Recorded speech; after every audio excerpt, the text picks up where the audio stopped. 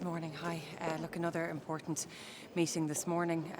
We're seeing the continuous devastating impacts of this illegal war on Ukraine and its citizens. And today I will, along with other colleagues, be pushing to ensure that a decision is taken to activate the temporary mechanism, which will, of course, provide much needed support to the Ukrainian citizens and to Ukraine's people. What will that change for Ireland? We've already waived visas. How much further does this go? What does it mean?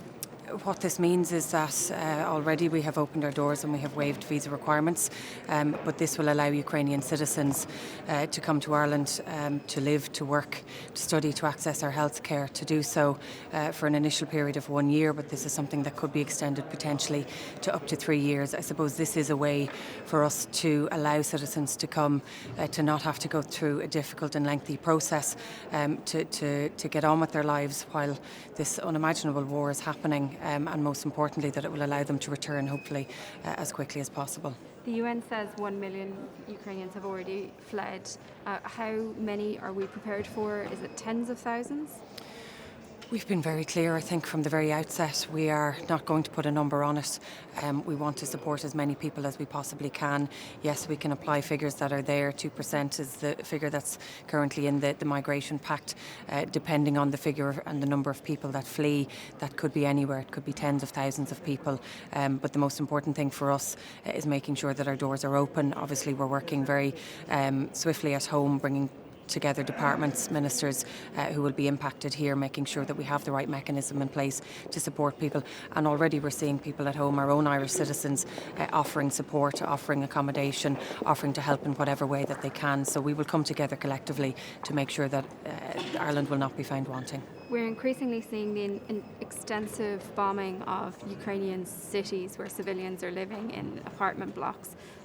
Putin has already helped his friend, the dictator Bashar al-Assad, destroy Syrian cities to dust so that he could rule over the ashes. Are we going to see that again here in Europe? And is there anything more we can do to prevent that? We have done a lot, I think, so far. Europe has imposed some of the toughest sanctions that have ever been imposed. We have moved swiftly and decidedly, I think, in that regard. There will be further sanctions discussed in the coming days, and obviously our offer to those who are fleeing again goes further than we've ever gone before, because this directive has never been initiated before. What's important, though, is that we continue dialogue, and obviously there needs to be a way in which we can engage with Vladimir Putin, and which we can try to, in a democratic way, stop this war from happening. This is an appalling war on a democratic and sovereign state. It should not be happening. It is an illegal war, and so we will do everything that we can to try and prevent it, while at the same time supporting those who are obviously fleeing in fear of their life. Just on the sanctions, there's a lot of, we can see on the exchanges that a lot of rubles are flowing into crypto, Bitcoin and so on. Legally, in terms of where those cryptocurrencies fall, what are the Irish authorities doing to go over that after those assets of sanctioned individuals? Because the crypto is designed to be peer-to-peer, so it's designed to evade regulation. How can that in practical terms be overcome? So this is something that our Euro ministers are meeting on and discussing, and obviously Pascal Donoghue, who is chair and very much involved in that group.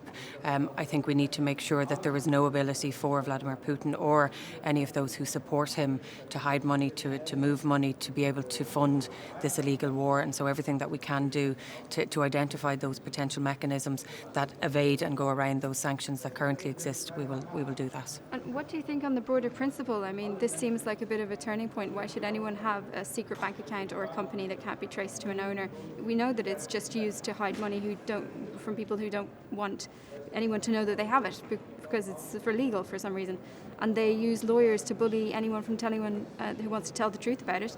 Shouldn't we just end financial secrecy now so that we don't lead to this situation again? Well, I think there should always be a situation where people have to declare their funding, and I mean, obviously what's happening here and what we've seen in the past is an ability for people to hide their assets. What this money is doing now is funding an atrocious war that is killing civilians, thousands of civilians every day.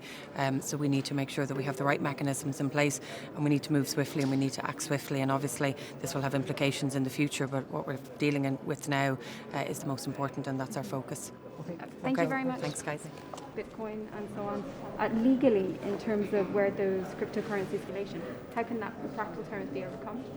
So this is something that our Euro ministers are meeting to identify those potential mechanisms that evade and go around those sanctions that currently